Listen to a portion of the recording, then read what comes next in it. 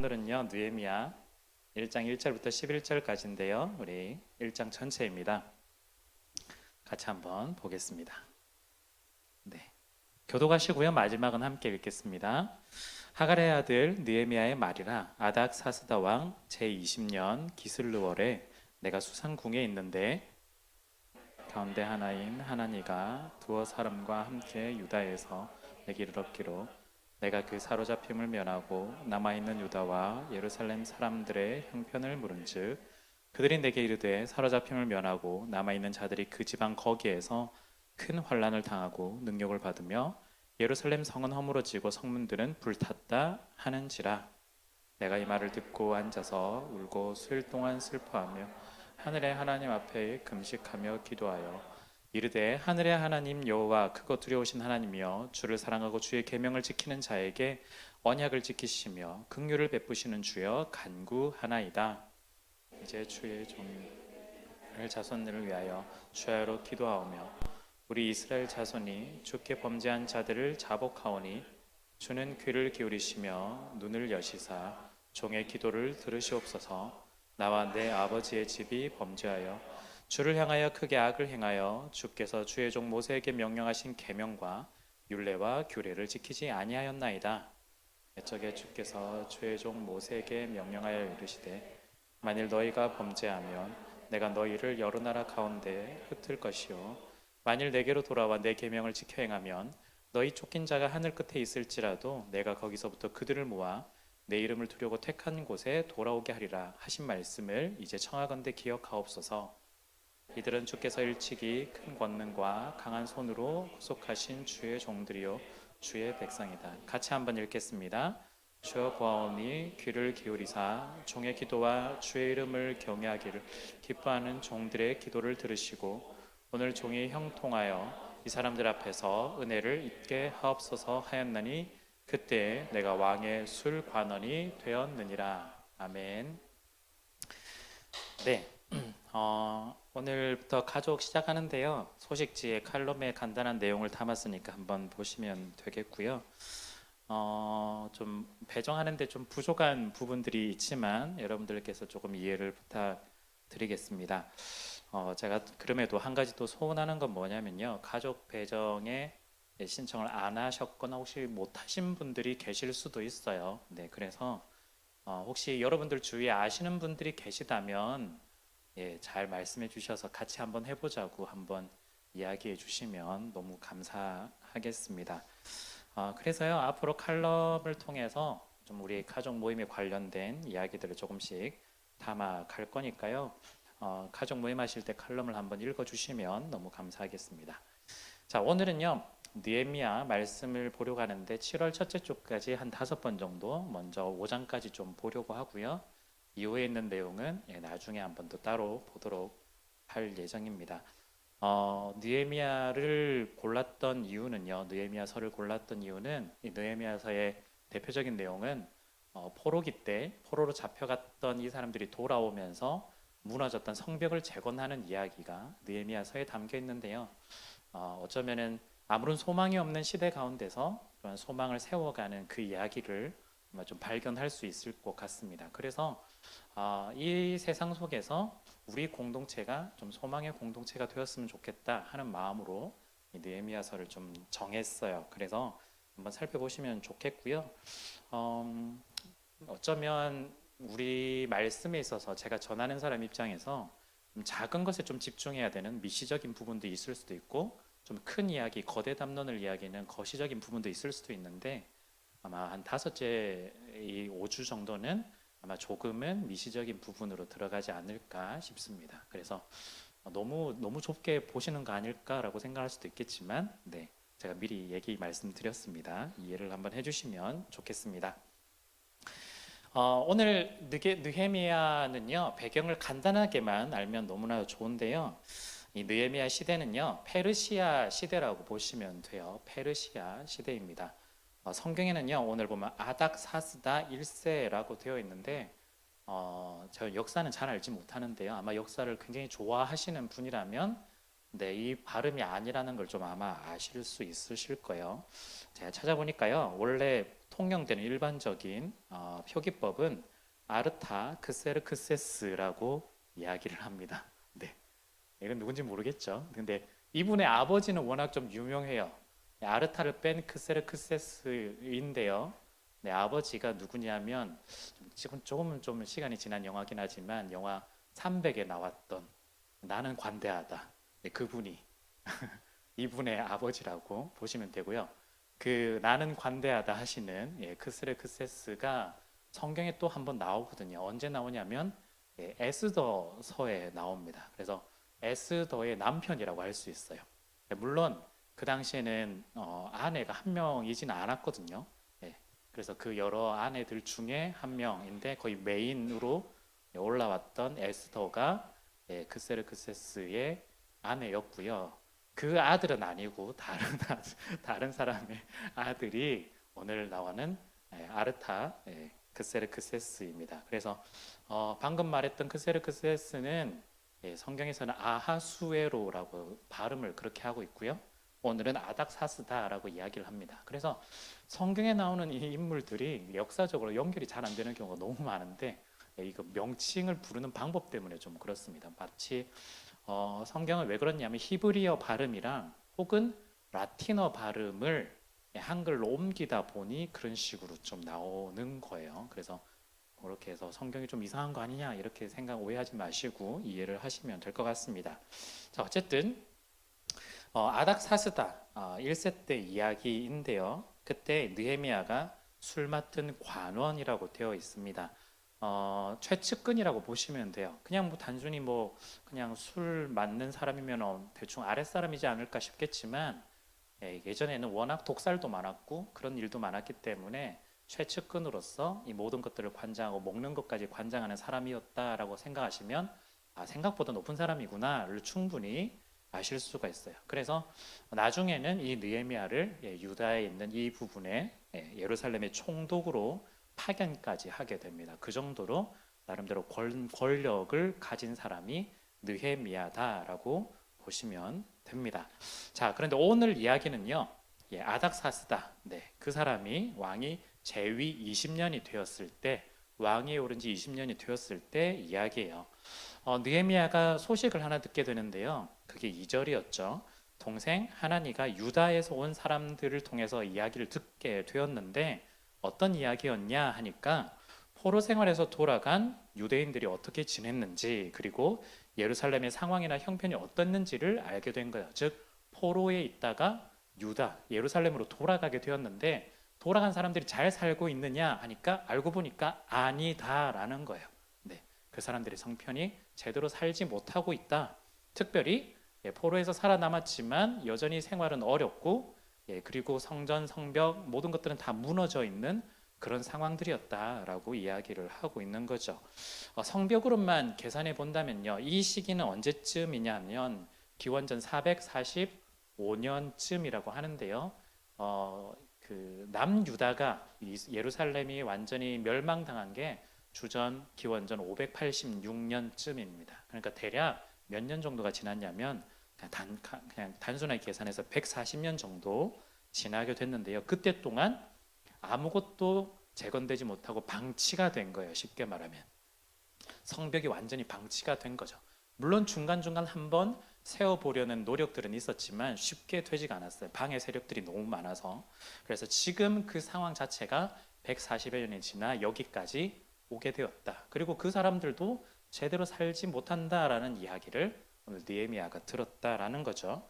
자, 근데 우리가 이제부터 좀 봐야 될 건요. 느헤미야가 이 이야기를 듣고 나서 어떻게 반응을 보였을까입니다. 어떤 반응을 보였을까? 4절을 보니까 내가 이 말을 듣고 앉아서 울고 수일 동안 슬퍼하며 하늘의 하나님 앞에 금식하며 기도하였다라는 거예요. 이 이야기를 듣고 나서 느헤미야의 반응은 기도, 탄식 이런 거라고 할 수 있습니다. 이어지는 5절부터 11절은 다 이제 그 내용이에요. 그 내용이 여기에 담겨져 있는 거죠. 참 신기한 건요. 느헤미야의 이 반응인데 왜냐하면 이 이야기를 듣는 그 순간부터 바로 반응이 나왔다라는 거예요. 바로 반응이 나왔다. 바로 반응이 나왔다는 건 평상시 가지고 있던 마음이 그대로 투영이 되고 있다라는 거죠.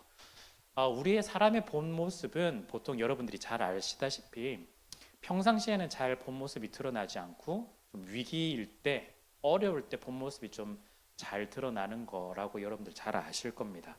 평상시에는 모두가 좋은 사람, 착한 사람처럼 잘 지내지만 위기가 닥쳐오면 그 사람의 본능, 본성이 먼저 앞서게 되는 거죠.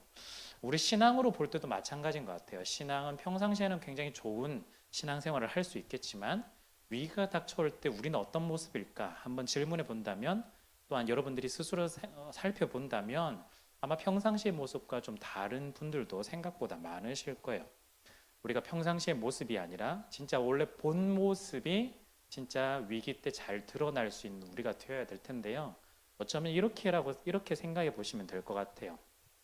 소방관 한 분이 계시는데 휴일이 됐어요. 그래서 정말 쉬는 날인 거죠. 그런데 바로 눈앞에서 화재 현장이 발생했습니다. 그러면 원래 내 직업일 때만 원래 그냥 불 끄는 거야 라고 했다면 좀 그렇겠죠. 근데 우리 보통 뉴스에 나오는 분들은 휴일임에도 불구하고 그분들이 먼저 앞장서서 자기 본능 그대로 불을 진압을 하고 그렇게 제거하는 모습을 우리가 좀 볼 수가 있습니다. 경찰도 마찬가지였고요.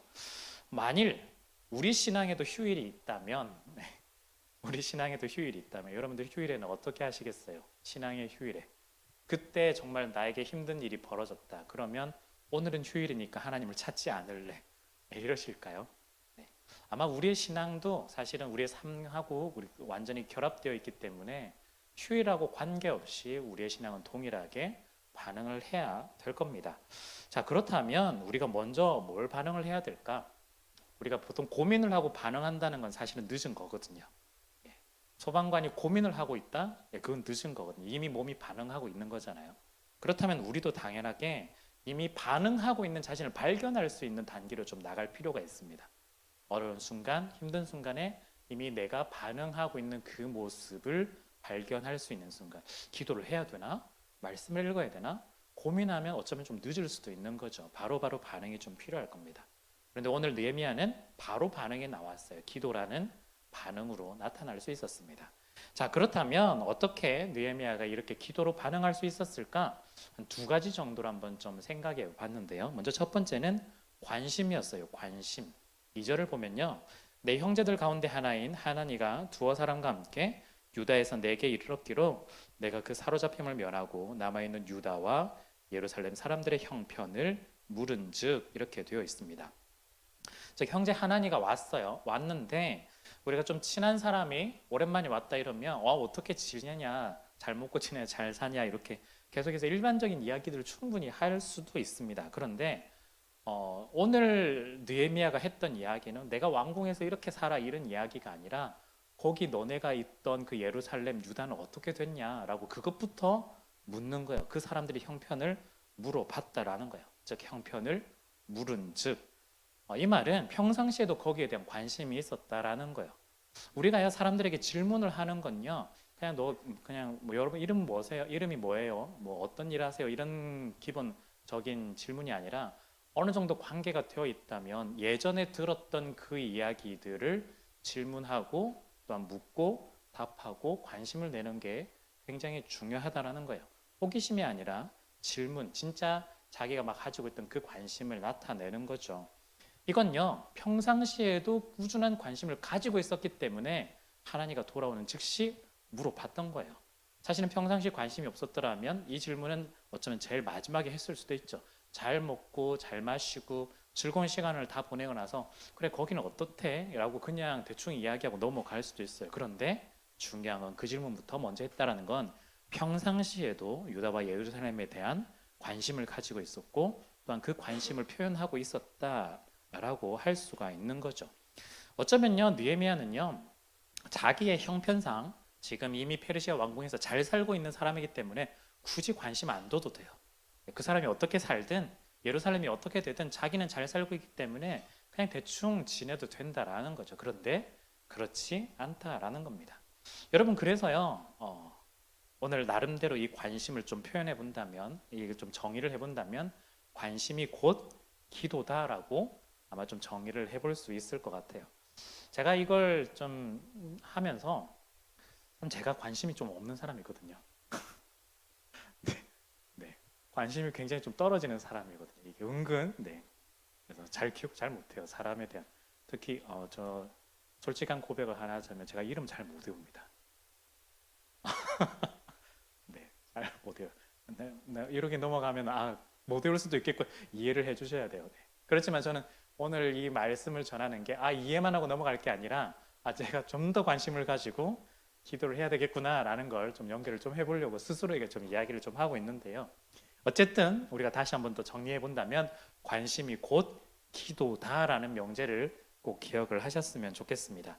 우리가 관심이 있으면요, 우리가 믿는 사람으로서 기도하게 되어 있어요. 관심이 없으면 기도 못해요. 반대로 기도한다는 건 또한 그것에 대한 관심이 있다는 뜻이고요. 기도하지 않는다는 건 별로 관심이 없다는 뜻입니다. 여러분, 우크라이나에 대해서 좀 요즘 기도해 보셨나요? 네, 거의 안 해보셨을 거예요. 관심이 별로 없거든요. 한마디로 그런 거예요. 네. 그런데 여러분들의 인생에서 나름대로 기도는 안 하지만 그래도 내가 좀 기도한다. 그 기도의 대상은 대부분 자기 자신이었을 거예요. 왜냐하면 자기에 대해서 나는 관심이 너무 많으니까. 예, 간단해요. 관심이 있는 대상을 향해서 우리는 기도할 수밖에 없는 거죠. 우리가 매일마다 뉴스에서 사건 사고들이 좀 등장을 해요. 그냥 일반적인 사건 사고들보다 어쩌면 가족을 잃었던 그런 이야기들, 뉴스들을 우리가 접하게 되는데 굉장히 마음으로 애통하게 되고 또한 안타깝다는 생각은 많이 들지만 그 사람을 위해서 우리가 따로 기도해 주지는 않아요. 네, 하지 말라는 뜻이 아니라 기도해 주지 않아요. 왜일까요? 네, 평상시 그 사람과 관계가 따로 되어 있는 게 아니거든요. 그렇기 때문에 어떤 관심이 있어서 그 사람에게 우리가 나아갔던 것도 아니거든요. 가장 큰 이유는 그분들이 그냥 2인칭이 아니라 3인칭으로 우리가 바라보고 있었기 때문이에요. 그 사람들이었던 거예요. 그냥 그 사람들의 팩트는 우리가 전달은 되고 있지만 그 사람들의 마음, 감정 어떤지는 우리가 전달이 되고 있지 않은 거예요. 3인칭으로 보고 있기 때문에. 그렇다면요, 우리가 목표하는 게 뭐냐면요, 우리가 3인칭에 머무르지 않고 한 단계 더 나아가서 2인칭으로 나아가는 것이 좀 필요합니다. 멀리 있는 그 사람이 아니라 나랑 관계가 있는 그 옆에 있는 그 사람으로 만들어내는 거죠. 관계가 없는 남의 이야기라면 우리는 관심도 없고요. 당연히 기도도 하지 않게 됩니다. 더 나아가야 우리가 필요한 게 뭐냐면 이제 2인칭을 넘어서서 1인칭으로 나아가는 것도 이제는 필요해요. 그 사람의 마음이 나의 마음이 되도록, 그 사람의 관심이 나의 관심이 되도록, 그 사람의 애통함이 나의 애통함이 되도록 나아가는 3인칭에서 2인칭, 2인칭에서 1인칭으로 나아가는 그 과정이 우리 가운데 필요하다라는 거죠. 그게 우리 가운데 있을 때 계속해서 기도할 수 있고요. 계속해서 관심을 가지고 나아갈 수가 있는 거죠. 여러분들께서 아마 선교를 가신 분들도 참 많이 계실 텐데요.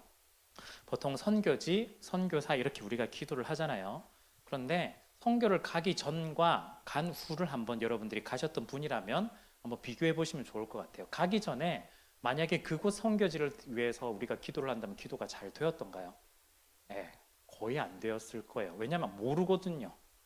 그 상황이 어떤지도 모르고 그 선교사님이 어떻게 일하는지도 모르고 거기에 아이들이 어떻게 생겼는지도 모르고 건물이 어떻게 생겼는지도 모르고 기후도 모르고 아무것도 모르는 거예요.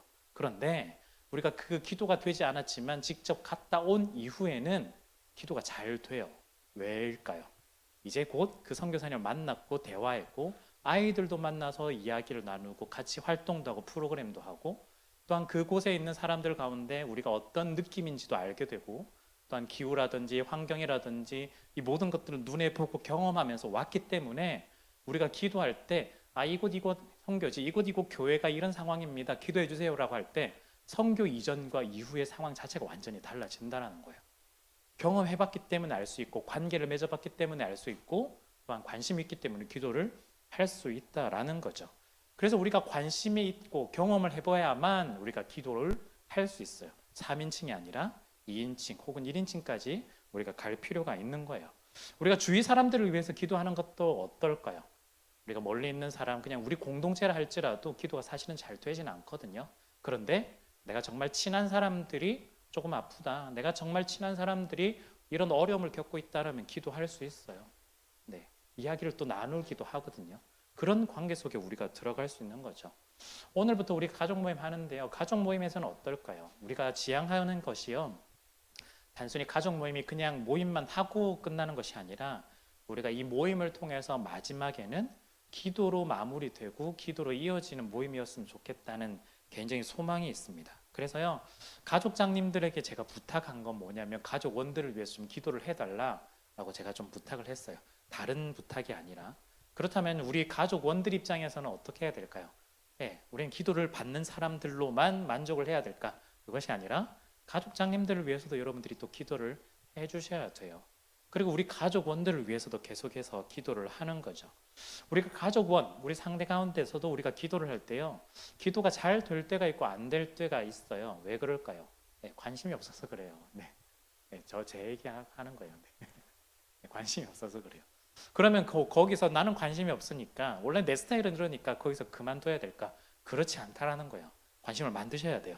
여러분들이 관심을 이루셔야 돼요.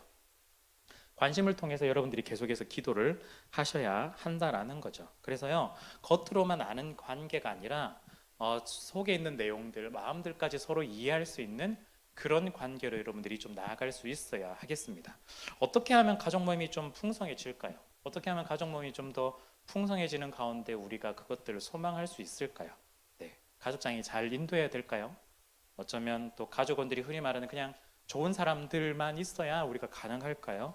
아니면 우리가 이 가족 모임에서 뭔가 특별한 이벤트나 계기가 있어야 가족 모임 풍성해질까? 그렇지 않겠죠. 내가 먼저 관심을 가져야 내가 좋은 가족이 되고 풍성한 가족 모임이 될 수 있다라는 겁니다. 내가 먼저 관심을 가지고 기도할 때 우리 가족이 풍성해지는 거죠. 우리가 조금 더 나아가서 우리 청년이부도 마찬가지입니다. 우리 청년이부에 여러 가지 모습들이 있을 텐데요. 관심을 가지고 기도를 해주시면 너무 감사하겠습니다. 우리 청년이부 이렇게 됐으면 좋겠어, 저렇게 됐으면 좋겠어. 우리가 말은 쉽게 잘 할 수 있어요. 누구나 다 할 수 있습니다. 그런데 중요한 건요, 그 말 마지막에는 뭐가 있어야 되냐면 관심을 가진 만큼 기도로 연결이 되어야 돼요. 관심이 곧 기도입니다. 그러니까 관심만 하지 마시고 청년이부에 대해서 기도까지 해줄 수 있는 여러분들이 되셨으면 좋겠습니다.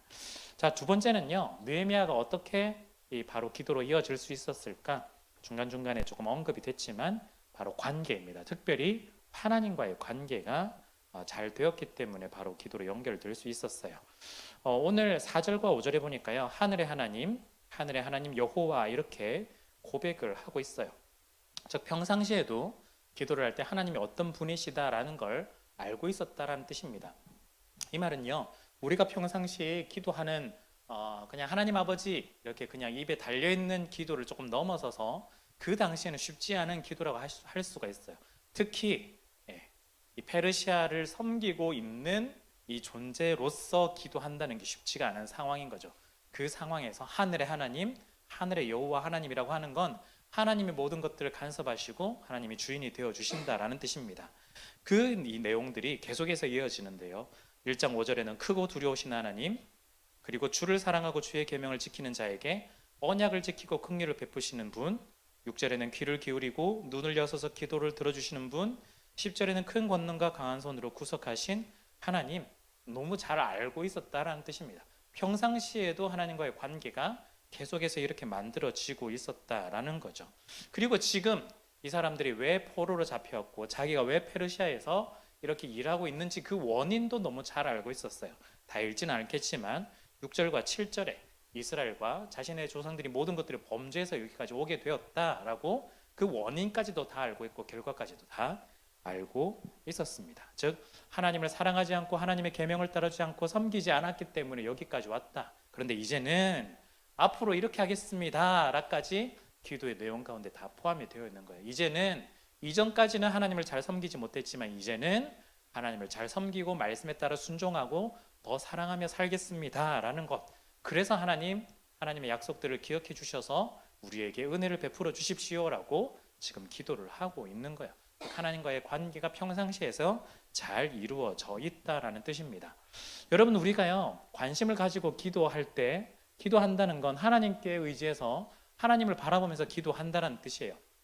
그렇다면 우리가 관심만 있다면, 하나님과의 관계가 없다면 관심으로만 우리가 머물 텐데 관계가 있기 때문에 기도까지 연결이 잘 될 수 있는 거죠. 여러분들이 평상시에도 하나님과의 그 관계 속에서 계속해서 이 모든 것들을 좀 쌓아 나갈 필요가 있습니다. 자, 그래서 오늘 결론이 이렇게 생각하겠죠. 기도합시다라고 생각할 수도 있겠죠. 그래서 관심을 가지자 혹은 평상시 하나님과의 관계를 잘 만들자라고 말할 수 있겠지만 좀 뭔가 좀 어색하죠. 네. 한 가지 더 제가 얘기를 하려고요. 이게 오늘의 결론은 아니다라는 걸 좀 말씀을 드리려고요. 네. 그럼 지금까지 들었던 건 뭐지? 약간 이런 생각할 수도 있겠지만 우리가 여기서 조금 더 나가야 됩니다. 그냥 단순하게 기도하자 저는 이 이야기를 하는 게 아니라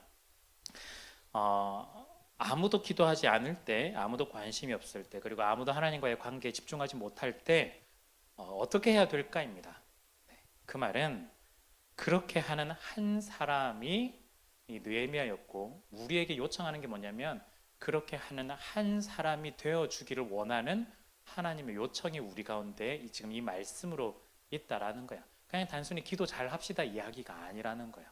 아무도 하지 못할 때, 아무도 관심이 없을 때, 아무도 하나님과의 관계가 되어 있지 않을 때 그걸 바로 세워 나가는 한 사람이 필요한데 그 한 사람을 지금 우리 가운데 요청하고 있는 거죠. 누구냐? 그 한 사람이 누구냐? 옆에 있는 사람이냐? 아니요. 여러분들 자신이다 라는 걸 지금 이야기를 하고 있는 겁니다. 우리가 그 한 사람이 지금 우리에게는 좀 필요합니다. 한 사람이 공동체를 살리게 되고요. 한 사람이 우리 옆에 있는 지체를 살리게 돼요. 여러분들 내가 참 컨디션이 되게 안 좋고 슬럼프에 빠져 있고 하나님을 잘 찾지 못할 때 스스로 빠져나오려면 굉장히 쉽지 않거든요. 근데 도움을 얻을 수 있는 사람은 바로 옆에 있는 한 사람이에요. 한 사람을 통해서 내가 살아나듯이 우리 공동체는요 한 사람을 통해서 우리가 함께 살아날 수 있다라는 겁니다. 그런데 그 한 사람이 누구죠? 내 옆에 있는 사람이 아니라 나 자신이라는 거예요. 내가 그 한 사람이 되어야 한다. 즉 내가 관심을 가지고 내가 기도하고 내가 하나님과의 관계를 쌓고 그 사이에 기도를 만들어 나간다라는 게 필요한 거죠. 우리나라에 복음이 전해지던 그 초창기를 한번 생각해 보면요. 처음에 오셨던 분이 선교는 아니었지만 선교사였지만 들어오지는 못했는데 토마스 선교사님이었다고 해요. 그분이 하신 일이 뭐였냐면 성경책을 건네주는 일을 했다고 합니다. 계속해서 건네주는 일이라기보다는 그 상황 자체에서 할 수 있는 것이 건네주는 일밖에 없었는데요. 그 건네주었던 이 성경, 그 한 사람의 이 작업을 통해서 많은 사람들이 예수를 믿기 시작한 원동력이 되었다라는 거예요. 다른 사람이 가겠지. 다른 사람이 조선이라는 그 땅 가운데 가겠지가 아니라 내가 가야지.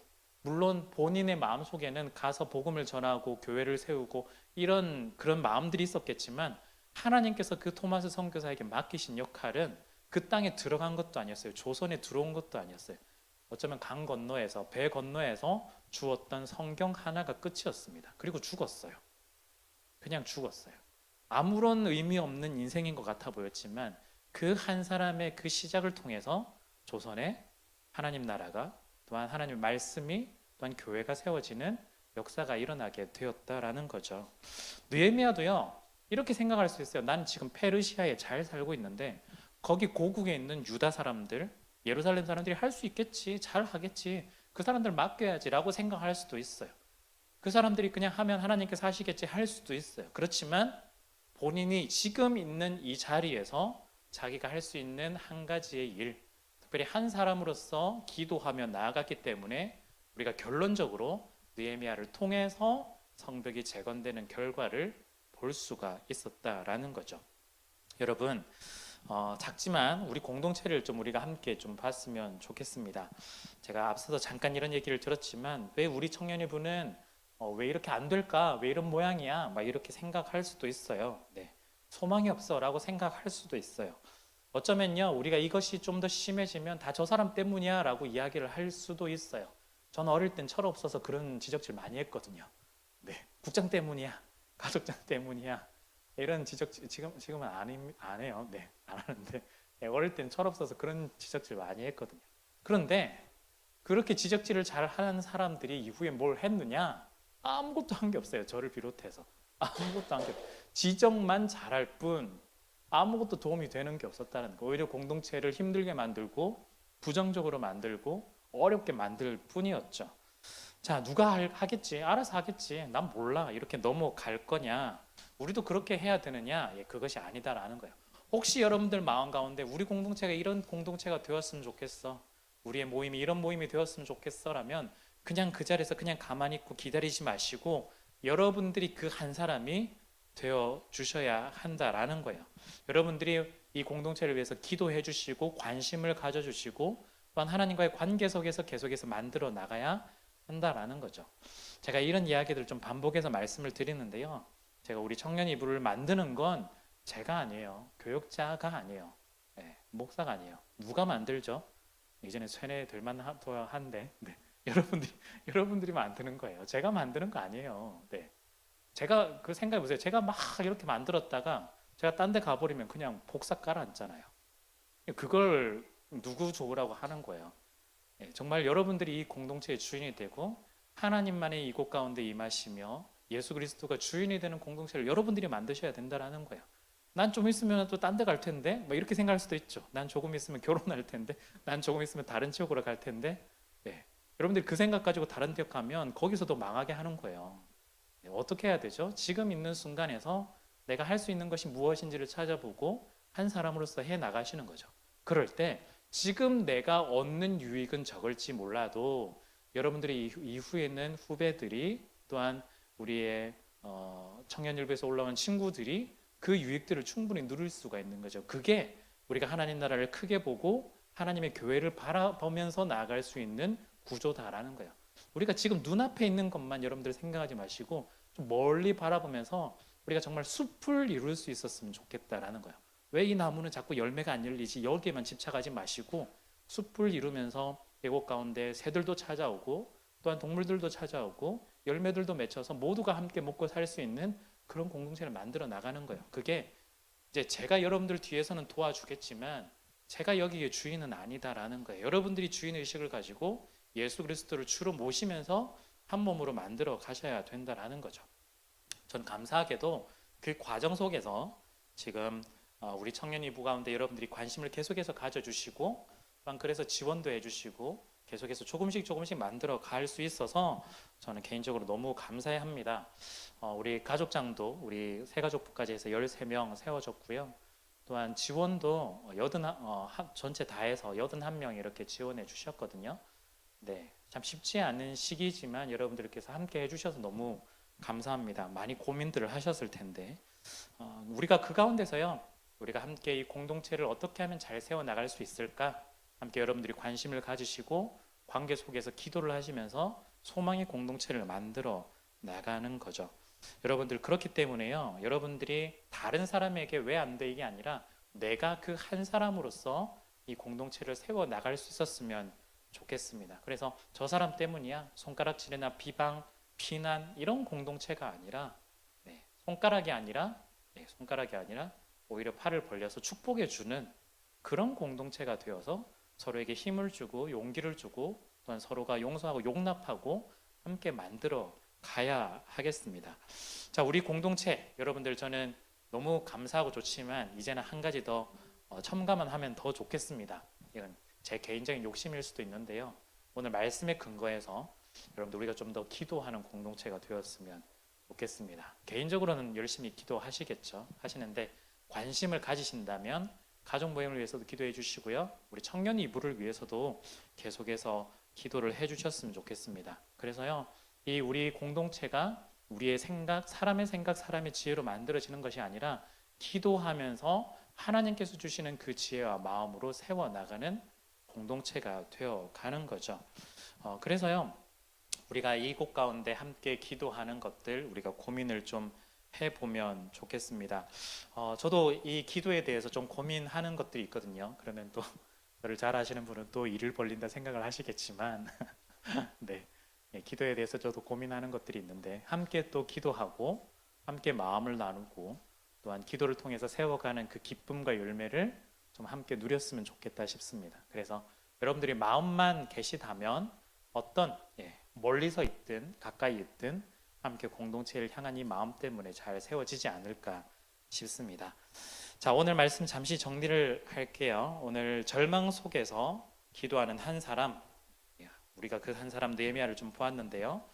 기도를 위해 필요한 것이 관심 그리고 관계였습니다. 그래서 그냥 기도하자가 아니라 이걸 기도를 할 수 있는 한 사람이 우리 가운데 필요하는데 그 한 사람이 여러분들이 되어 주셨으면 좋겠습니다. 누가 해주겠지 하는 그런 좀 소극적인 그런 방관자의 모습이 아니라 좀 조용히 섬기더라도 함께 기도하며 적극적으로 이 마음을 모아낼 수 있는 여러분들이 되셨으면 좋겠습니다. 그래서 이 절망의 시대 가운데 여러분들 중에 한 사람이 세워지고 또한 소망의 공동체가 여러분들을 통해서 이루어졌으면 좋겠습니다. 그 사람이 여러분들이 되어 주시기를 간절히 바랍니다. 아멘.